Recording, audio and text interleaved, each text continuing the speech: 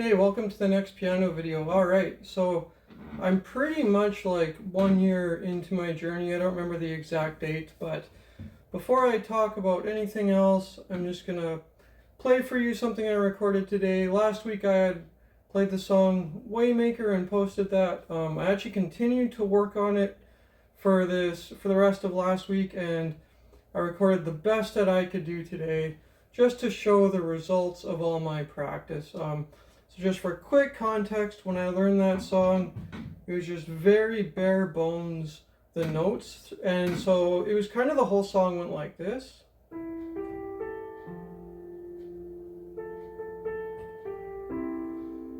And that's it. The whole thing was like that. So you'll be able to see what I was able to add in.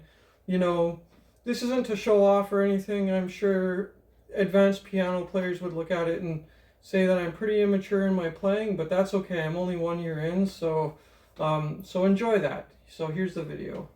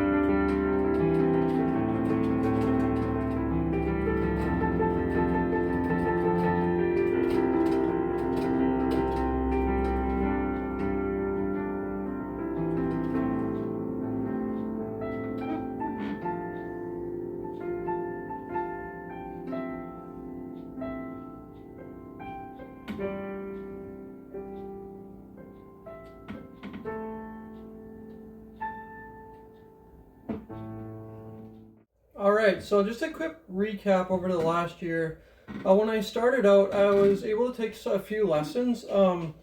I was taking lessons from one of the owners of Groove Academy where I teach drums, and we had an exchange where I was, teaching somebody drum lessons in exchange for those piano lessons. And then the very kind lady there who was giving me piano lessons got just too busy and wasn't able to. And around that same time, I also subbed for the other drum teacher that was there for 2 months. And so I was like teaching drums every day. I was really burnt out, and I also wasn't exactly sure what I should practice or what to do for that 2 months. And so I didn't play piano essentially for a couple months. When I came back to piano, I was working my way through this book here and learning to read music and that, but I reached a point where I wasn't able to progress in my music reading learning because you can see like here it shows a number over the note, and it always tells you, so like what finger should be on each note, and because of that, I would just see the finger number and I would think, oh, I just pushed finger 4, and I didn't actually have to learn how to recognize what the note was. And so I really wasn't progressing in my music reading at all, and I didn't know how chords fit into music, but I knew they were important. So I tried to look up some videos online and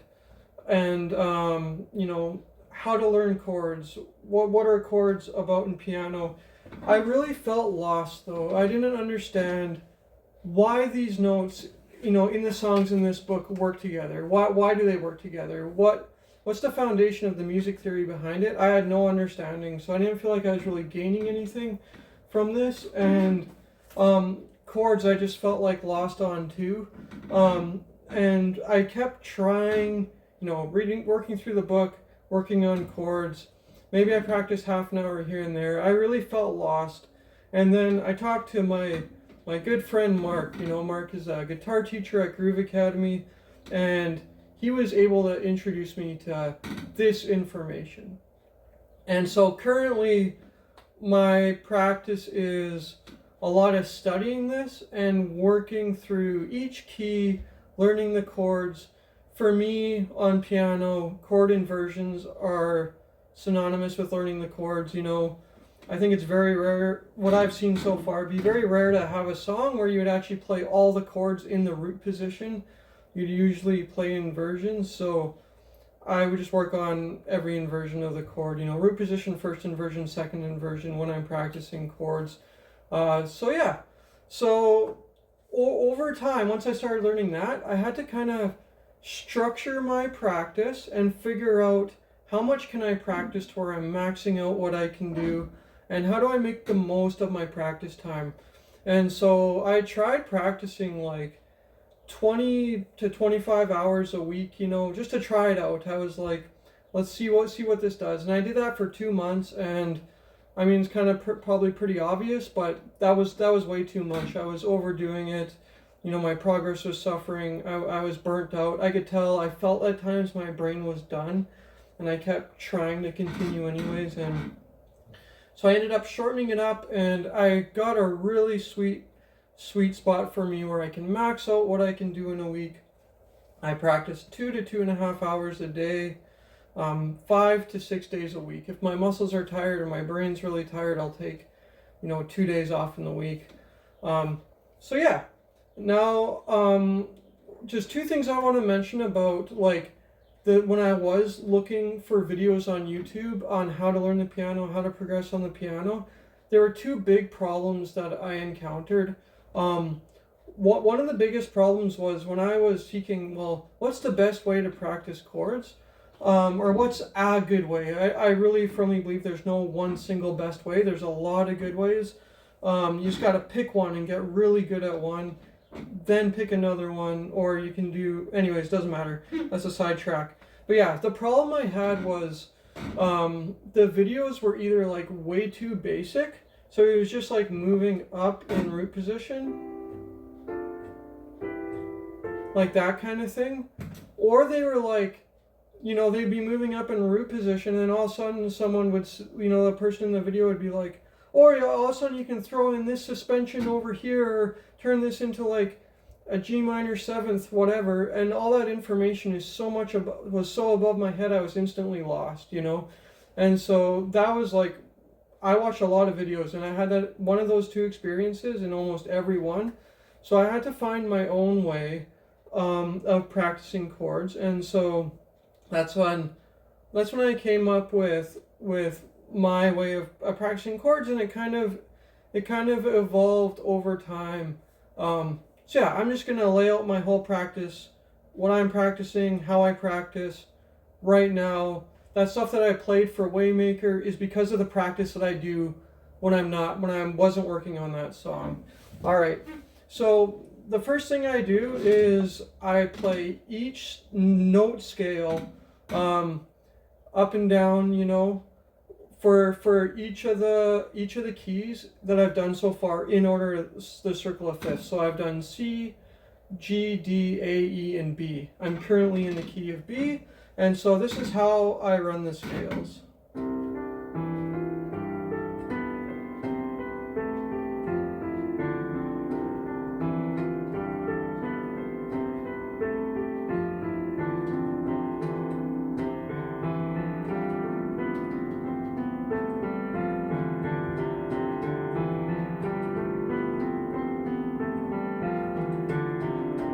Alright, I'm not doing any multiple takes, my mistakes, I just like to have them in there so you could see, even though I've been practicing this for the last several months, there's still ways to go, I'm far from proficient at the piano.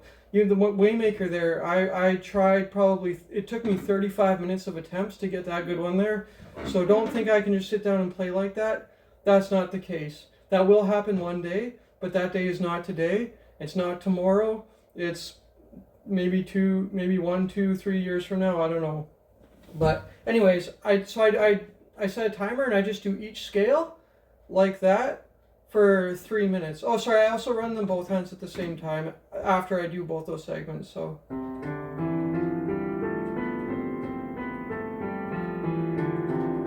All right. So from there, I go into the current key that I'm in and I work on chords that I don't quite know yet that well, or they're the newest chords to me. And what I do is I switch. Let's say I'm doing, C and D minor, for example. If I was in the key of C, I'd switch from C to D, root position to root position, then root position to second inversion, then root position to first inversion. Then with my first chord, I go to second inversion. I go second inversion to root, second inversion to second inversion to first inversion. Then I go to first inversion to root, first inversion to second inversion, first inversion to first inversion. And so I'll just do C to D minor and root position to show you how I'm practicing the chords. And so I'm not just playing them as like a static unit, like this. This is what I do when I do those.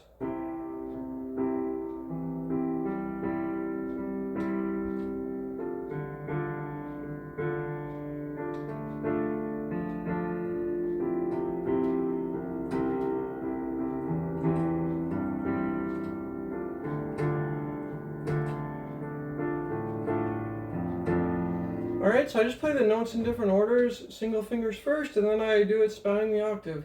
Get used to moving octaves around.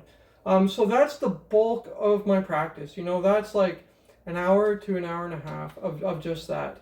At the end, when I still have energy left and I feel like I'm done with that, there's 3 other ways that I practice chords that I'm already more comfortable with to kind of keep them alive, and also I want to gain freedom within chords and able to express them in many different ways. And so I'll do C to D minor again. This is one of the ways in which I practice chords afterwards, getting used to different finger patterns.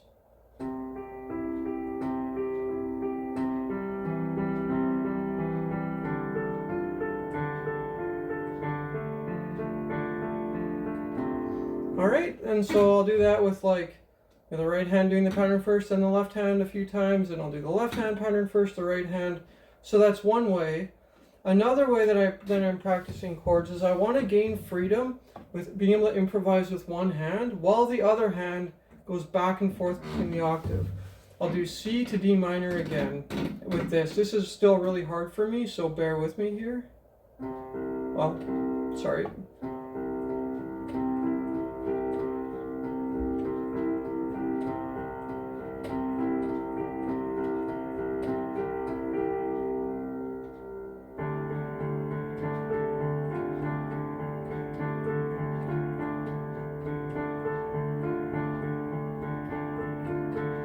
Alright, so that's still really hard. I've been doing that like 6 minutes per hand, because I'll also do that with the right hand. 6 minutes per hand for like the last 2 or 3 months, and I still can't just do it. So yeah, when I am able to do that one day, it'll be a huge achievement. And finally, the last way in which I'm practicing chords, because I really like this pattern, is like this. Sorry.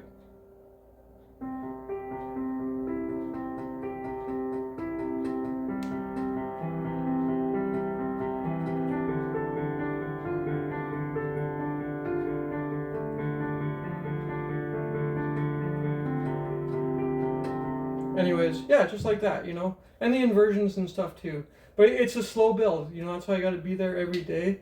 Yeah, so that's what I've been doing in the last, I've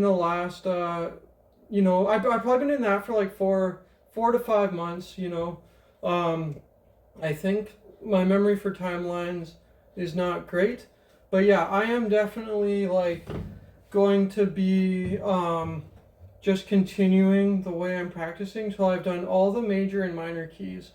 Once I've done that, I want to learn what suspended chords are. I kind of understand the concept of like moving the third over one way or another, but that's all I know. I want to practice like seventh chords.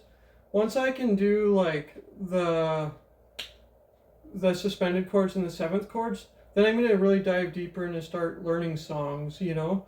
And so, anyways, that was my first year of piano.